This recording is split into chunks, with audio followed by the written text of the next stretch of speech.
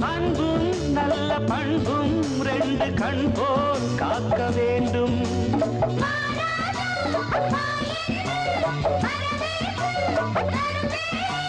பணிவும் சொல்லி கனிவும் கொண்டு வாழ்த்தை ஏற்க வேண்டும்.